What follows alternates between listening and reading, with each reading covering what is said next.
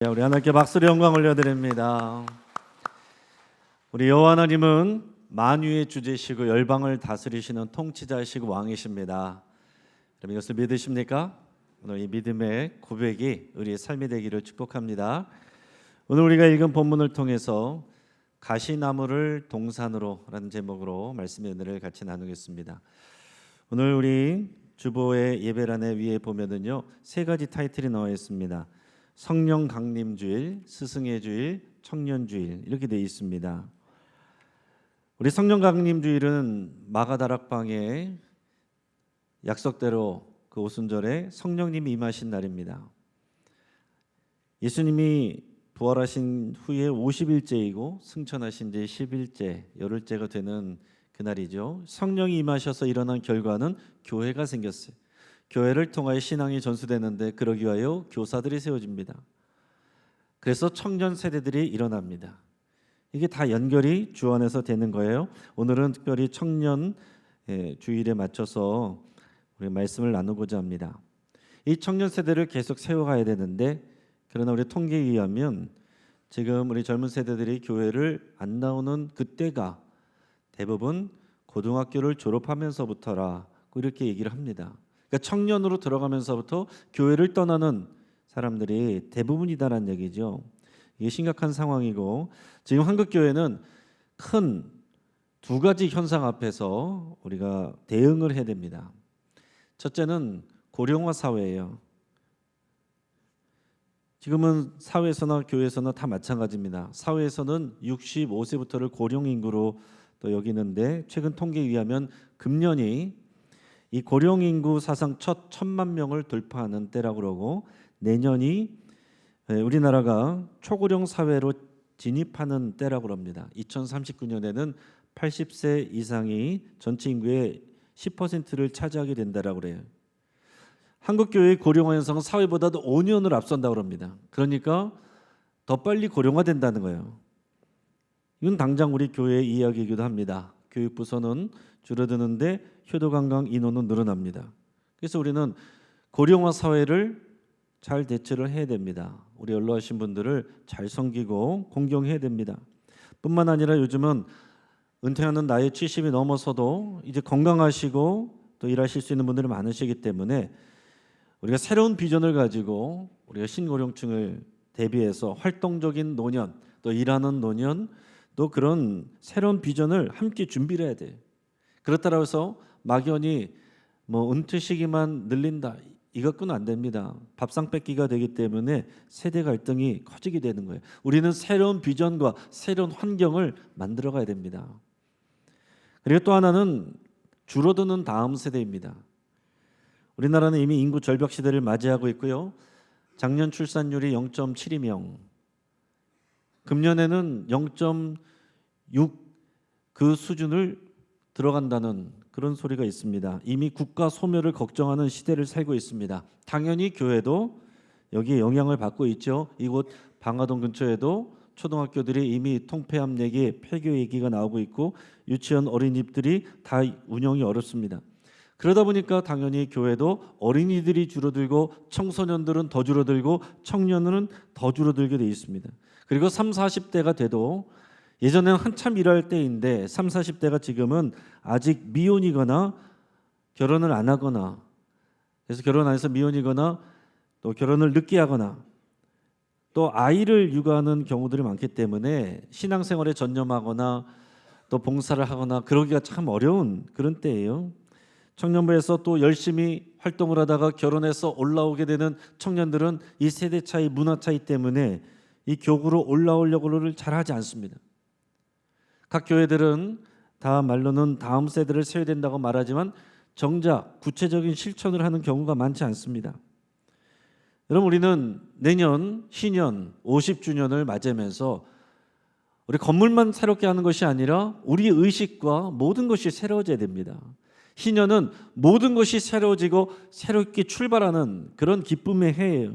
우리는 어른신 세대와 다음 세대를 동시 비전을 가지고 준비하는 그런 신년을 맞이해야 됩니다. 근데 문제는 세대 차이가 크고 그 갈등이 심하다라는 얘기예요. 교회는 세상보다도 변화가 더 늦기 때문에 교회 안에서의 세대 갈등은 더 할 수도 있습니다. 우리가 뉴스 화면을 통해서 우리 교회 내 세대 갈등의 문제에 대해 우리 같이 한번 보시고 우리 말씀을 이어가도록 하겠습니다.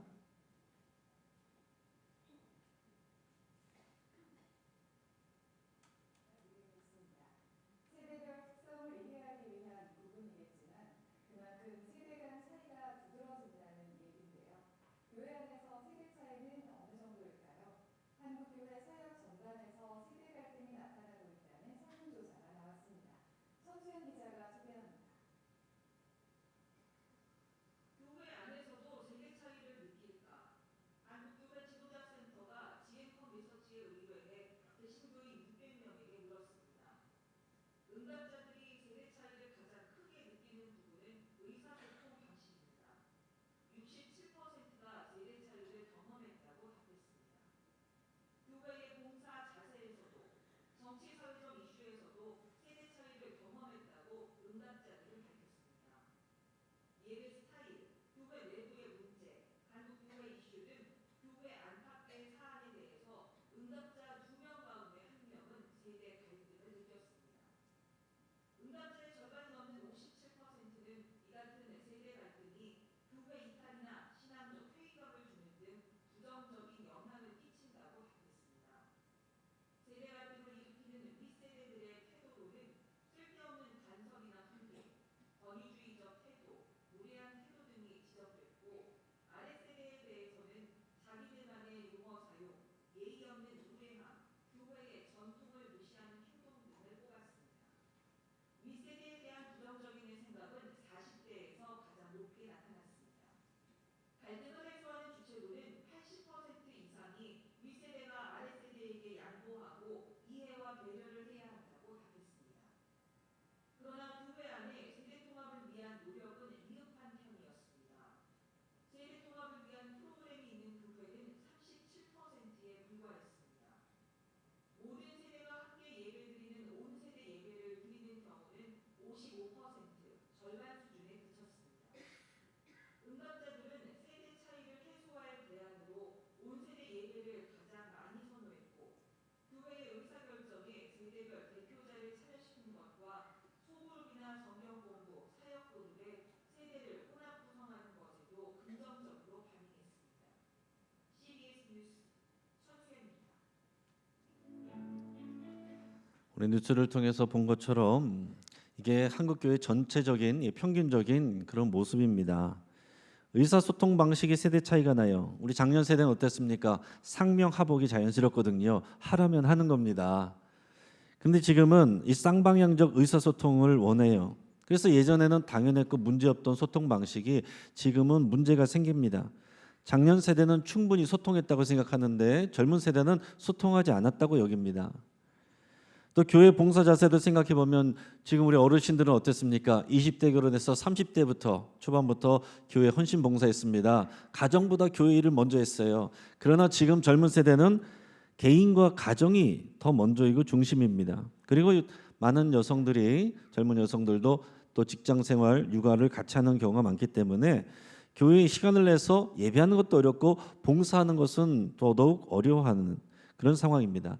특히 예전과 다르게 요즘 젊은 아빠들은요, 예전보다 더 힘든 부분이 뭐냐면 직장 생활도 직장 생활 열심히 해야 되는데 집에 들어오면 육아도 가정 또 살림살이도 이제 나눠서 해야 되는 그런 시대에 살고 있습니다. 주 5일제라서 주말과 주일에 가족들을 데리고 뭔가 재밌게 해줘야 된다는 부담감도 갖고 있어요. 정치 사회적 이슈에 대해서 당연히 전쟁을 경험한 세대와 부강할 때 태어났던 세대들은요, 생각 근본 자체 시작부터가 틀립니다. 예배 스타일과 찬양곡 어느 교회나 다 문제 있습니다. 우리는 지금 매달 첫째 주 금요일에 전세대 연합 찬양 기도회를 갔는데 여러분 사명감을 갖고 나오셔야 돼요. 근데 서로 불편해요. 이게 서로 찬양 선호하는 찬양곡이 다릅니다. 예배 스타일이 다릅니다. 여러분 따로 하면은 가장 이상적인데 그러면 세대 단절이 돼요. 같이 하는 것은 이것은 성경적인데 그러나 불편함을 감수해야 됩니다. 젊은 세대는 뭐라 그랬어요? 윗세대의 태도에 대해서 많이 불편해한다라고 했는데 특히 쓸데없는 간섭과 훈계, 일방적이고 권위적인 태도, 무례한 태도 이런 것을 지적을 했고, 생각해보면 어른 세대는 그렇게 자랐기 때문에 그게 당연합니다. 그런데 지금 자녀 세대는 아무리 어른들이 좋은 의도를 가지고 좋은 것을 가르쳐 주려고 해도 그것을 꼰대처럼 여기기가 쉬운 상황이 됐다는 거죠. 또 젊은 세대는 어른 세대들이 볼 때에 예의 없이 무례하게 행동하는 일들, 또 인사를 잘 안 하거나 공경하지 않는 일들, 또 교회의 관례나 전례나 전통을 무시하는 것들, 이런 것들을 힘들어한다고 했고, 이 세대 간에서 40대가 윗세대에 대한 부정적인 반응이 제일 컸다고 합니다. 그래서 우리 교회 안에 특히 30, 40대 우리 또 봉사하고 예배하는 분들 보면요, 여러분 나 때는 더 열심히 해서 그러지 마시고 격려를 많이 해주셔야 됩니다. 근데 오늘 이 시간에는 문제점을 나열하는 게 목적이 아니고 방법을 찾는 게 문제죠. 여러분 세상에서는 방법을 못 찾습니다. 이런 교회 밖에 나가서 이렇게 세대가 다 섞여가지고 함께 무언가를 하는 여러분 그런 모임이 어디 있습니까? 교회가 하는 거죠. 근데 교회에서 세상적인 방식과 관점으로는 안 됩니다. 모든 세대가 주 안에서 생각하고 우리가 말하고 행동해야만 여기에서 방법이 나오는 거예요. 오늘 본문 말씀 16절 17절 말씀 같이 읽겠습니다. 그러므로 우리가 이제부터는 어떤 사람도 육신을 따라 알지 아니하노라. 비록 우리가 그리스도도 육신을 따라 알았으나 이제부터는 그같이 알지 아니하노라. 아멘. 자, 같은 본문을 17절 있습니다. 같이 시작. 그런즉 누구든지 그리스도 안에 있으면 새로운 피조물이라 이전 것은 지나갔으니 보라 새 것이 되었도다. 아멘. 이 본문 말씀을 쉬운 성경 버전으로 같이 한번 읽어보겠습니다. 그러므로 우리는 이제부터 그 어떤 사람도 세상의 관점으로 알지 않겠습니다. 전에는 우리가 그리스도에 대해서도 세상의 관점으로 알았으나 이제는 더 이상 그렇게 하지 않겠습니다. 그러므로 누구든지 그리스도 안에 있으면 새로운 창조입니다. 이전 것들은 지나갔고 보십시오 새 것들이 와 있습니다. 아멘. 이게 무슨 말이에요? 예수님을 믿고 그리스도를 영접한 사람은 그리스도의 옷을 입었고 이제는 세상의 눈으로 세상적인 관점으로 바라보지 않는다는 겁니다. 그럴 수 없는 사람들이에요. 우리가 예수님을 알기 전에는 예수님을 영접하고 그리스도인으로 살아가기 전에는 내 마음대로 했고 세상적인 관점으로 살았습니다. 그러나 우리는 그럴 수가 없는 사람들이에요. 그리스도의 눈으로 바라보면 모든 사람들이 새로운 피조물입니다. 세상적인 관점으로 보면 다 허물투성이지만 그 안에 하나님의 형상이 있어요. 그리스도가 있습니다. 그래서 여러분 우리가 서로를 바라보고 또 세대들을 바라볼 때 올라오는 감정들 있죠. 생각들이 있죠. 그거를 옆으로 밀어놓으시고 믿음의 관점으로 다시 생각하고 바라보시고 대하셔야 돼요. 그게 신앙생활입니다. 그렇게 해야만 교회 안에서 문제가 해결이 되고 하나님의 뜻이 이루어집니다. 그렇지 않으면 어떻게 됩니까? 세대 간의 사회 속에서 일어나는 갈등이 교회 안에서 그대로 재현됩니다. 갈등하든지 아니면 갈등이 싫어서 교회를 떠나든지 그러면 대부분 누가 떠납니까? 젊은 층이 떠나는 거예요. 젊은 층은 소리 없이 사라집니다. 젊은 세대들은 그들 나름대로 어른 세대들을 이해하고 존경해야 됩니다. 지난주에 내 부모를 주 안에서 공경하라고 했는데 주 안에서 그리스도의 시각으로 부모를 공경하는 것이고 이 어르신 세대는 부모의 확장이에요. 주 안에서 해야 되는 것이고 얼마나 이분들이 헌신하셨고 노력하셨고 피땀 흘리셨는지 아셔야 되고 그 역사를 이해해야 되고 존경해야 됩니다. 또 더 나아가서는 우리 장년 세대들은 젊은 세대를 이해하려는 노력을 훨씬 더 많이 해야 됩니다. 우리가 지금 12돌 프로젝트를 진행하고 있는데 본관 2층 리모델링을 하려고 합니다. 여러분 이것을 왜 합니까? 왜 하느냐에 대해서 여러분 동의가 안 되시면 여기가 우리가 힘이 되지 않죠. 이 2층을 사용하는 다음 세대들을 잘 세우고 양육하기 위해서 2층 리모델링을 시작하는 것입니다. 우리 건물 깨끗하게 하려고 하는 게 아니에요. 물론 같이 사용하는 어르신들을 위한 것이기도 합니다. 그러나 우리의 메인은 다음 세대를 준비하는 일환으로 우리가 2층을 리모델링을 하고 준비를 하는 겁니다. 소 잃고 외양간 고친다는 우리 속담이 있잖아요. 소를 잃고 나서 외양간 고치면 얼마나 어리석은 일입니까? 소 잃기 전에 외양간을 고치는 일이고, 그러나 소는 신경 쓰지 않고 외양간 고치는 것만 신경 쓰는 것도 어리석은 일이 되는 거죠. 여러분, 우리가 열두들 프로젝트는 단순히 외양간을 고치는 건축 계획이 아닙니다. 그 안에 있는 소들을 사랑하고 우리가 공감하는 것이 중요합니다. 그 소들이 누구예요? 다음 세대이고 청년 세대이고 젊은 부모 세대입니다. 이에 대한 이해와 관심과 비전이 없으면, 여러분이 공감이 되지 않으면 이 열두들 프로젝트는 그냥 건축일이 되는 거예요. 외양간을 고치는 일로밖에 되지 않습니다. 우리가 비전을 공유해야 외양간뿐만 아니라 그 안에 있는 소들이 양육되는 그런 새 시대를 준비하게 되는 겁니다. 성경 말씀의 권면은요, 세대를 거슬러서 시대를 거슬러서 오늘 우리에게도 진리로 다가옵니다. 오늘 세대 갈등을 겪고 있는 이 사회와 교회 안에 우리가 들어야 될 말씀을 우리 같이 주목해 보겠습니다. 오늘 18절 19절 말씀을 마찬가지로 쉬운 성경 버전으로 같이 한번 읽어보겠습니다. 이 모든 것은 하나님께로부터 왔습니다. 하나님께서는 그리스도를 통해 우리를 자신과 화목시키시고 또한 우리에게 화목의 직분을 맡기셨습니다. 하나님께서는 그리스도 안에서 이 세상을 하나님 자신과 화목하게 하셨으며 사람들의 죄를 묻지 않으셨습니다. 그리고 하나님께서는 우리에게 화목하게 하는 말씀을 맡기셨습니다. 아멘. 자, 우리가 세대 간의 갈등을 극복하고 서로를 이해하고 섬겨야 되는 이유는 하나님의 뜻이기 때문에 그렇습니다. 우리는 그 이유를 하나님에게서 찾아야 되는 거예요. 구원의 다른 이름이 뭐라고 그랬습니까? 화목입니다. 그냥 우리 사이좋게 지내자가 아니에요. 말썽 없이 그냥 지내는 거, 그게 화목이 아닙니다. 구원의 다른 이름이 화목이에요. 하나님과의 관계가 끊어져 있는 거, 화목의 관계가 끊어져 있는 게 구원받지 못한 상태입니다. 우리는 하나님과 죄 때문에 하나님과 스스로 화목하게 될 수가 없어요. 그래서 하나님이 구약시대 때 제사법을 주신 거죠.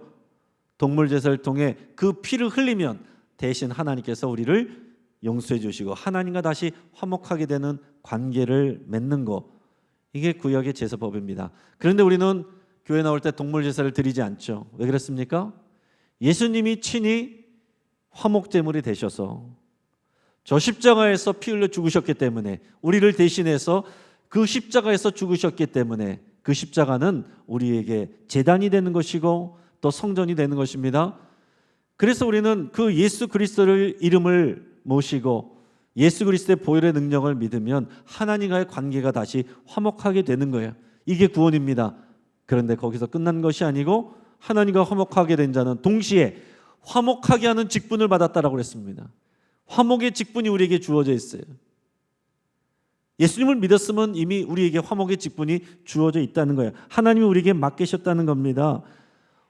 하나님과 화목하게 되었을 뿐만 아니라 우리가 서로를 화목하게 하는 그 직분을 맡고 세상과 하나님이 화목하게 되는 그 일을 감당하는 게 우리 인생의 사명입니다. 그리스도인이라면 이 모든 직분을 받은 거예요. 20절에 보면 우리는 그리스도의 사신이다 그랬습니다. 화목의 제물로 오신 예수 그리스도를 대신하는 사신이고 사절이고 대사다란 얘기예요. 그렇기 때문에 여러분, 그리스도인은 절대로 싸우거나 갈등을 일으켜서는 안 됩니다. 갈등이 있는 곳에 그리스도인들이 들어갈 때 거기가 화목하게 되는 이 역사가 일어나는 게 그리스도인이 그 직분과 사명을 감당하는 것입니다. 여러분, 우리가 싸워야 될 것은요, 성도들이 아니라 비진리입니다. 성도들은 사랑하고 섬겨야 될 대상이죠. 자, 그런데 이게 말처럼 쉽지는 않습니다. 몰라서 못하는 게 아니죠. 알지만 잘 안 됩니다. 우리 가족들끼리도 어때요? 가족들끼리도 화목하지 못하기가 쉽습니다. 가족끼리 연락 끊고 사는 경우들도 있습니다. 말을 섞지 않는 경우들도 있습니다. 가족끼리들도 어려운데 교회 안에서 서로 잘 모르는 성도들끼리 화목하기가 그렇게 쉽겠습니까? 우리가 서로 잘 아는 사람, 오래된 사람, 내 스타일하고 맞는 사람은 쉽죠. 그런데 낯선 사람, 내 스타일과 맞지 않는 사람, 새로운 사람, 또 세대 차이가 나는 사람, 공감하고 화목하기가 참 쉽지 않다라는 것입니다. 게다가 청년 세대를 이해하려는 수고를 하는 것이 우리 장년 세대에게는 부담이 될 수도 있고 생각해 보면 억울할 수도 있다 이렇게 생각이 들어요. 왜 그렇습니까? 작년 세대는 어르신 세대는 그렇게 살았거든요. 그게 당연한 줄 알았거든요. 그렇게 헌신하고 수고하고 희생했는데 이제는 인정받고 대우받아야 될 때인데 이제는 거꾸로 또 어린 세대들을 품으라 그러고 이해하라고 하니 억울할 수도 있죠. 그러나 여러분 이것은 하나님의 뜻이고 사람의 힘으로 되는 것이 아닙니다. 우리가 그리스도로 충만해지고 우리 안에 하나님의 사랑으로 충만해지고 성령의 인도하심을 따라야 우리가 그것이 되는 것입니다. 그렇기 때문에 여러분 오늘 이 시간에 이 상황과 문제를 묵상하지 마시고 우리를 위해서 하나님이 어떤 것을 갑집을 하셨는지를 깊이 묵상할 수 있기를 바랍니다.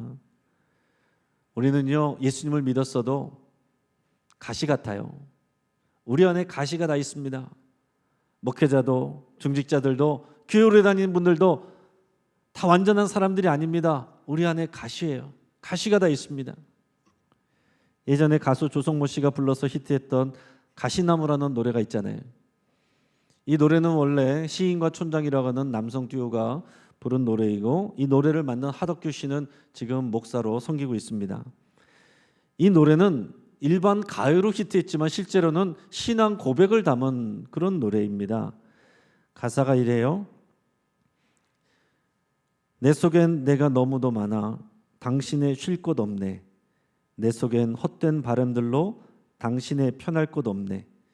내 속엔 내가 어쩔 수 없는 어둠 당신의 쉴 자리를 뺏고 내 속엔 내가 이길 수 없는 슬픔 무성한 가시나무 숲 같네.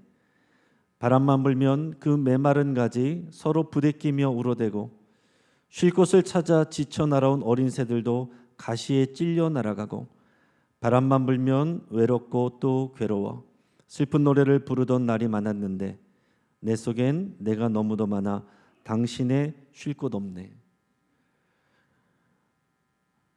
여기서 먼저 당신은 예수님이라고 생각하시면 이게 완전한 신앙 고백입니다. 하덕규 씨가 한때 마약 중독에 빠져서 힘든 생활을 보냈습니다. 그러다가 예수님을 만났어요. 예수님을 만나고서 새로운 삶을 살게 됐습니다.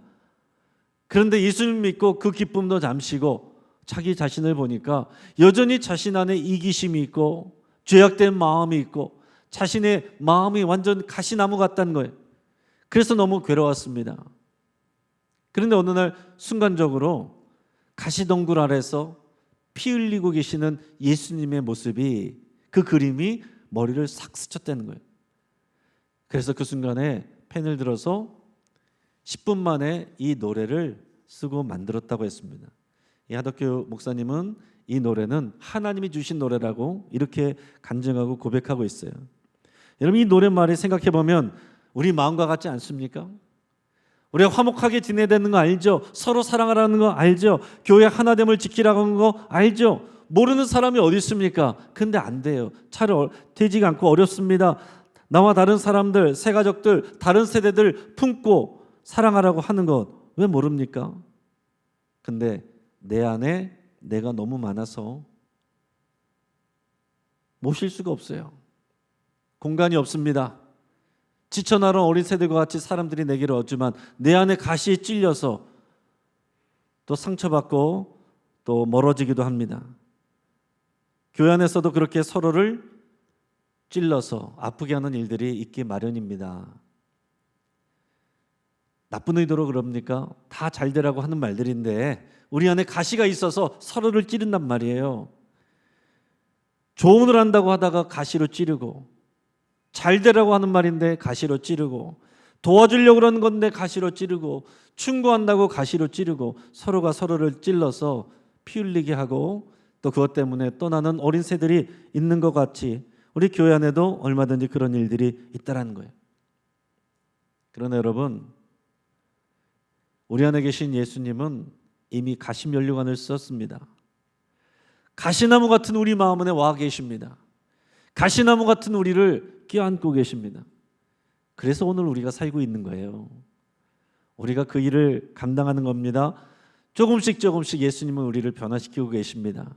가시나무 같던 우리를 열매 맺게 하시고 꽃이 피게 하시고 푸른 잎사귀가 나게 하십니다. 가시나무 같던 우리를 푸른 나무와 같이 동산처럼 만들어 가십니다. 그런 우리를 통해서 교회를 아름다운 동산 만들어 가시는 것이 하나님이 하시고 계신 일입니다. 예수님이 꿈꾸는 이 비전을 여러분 마음에 새기시길 바랍니다. 여러분의 고집을 버리고 예수님의 비전을 함께 꿈꾸며 어린아이 같이 이끌려 가시는 저와 여러분 되시기를 주의 이름으로 축복합니다. 같이 한번 기도.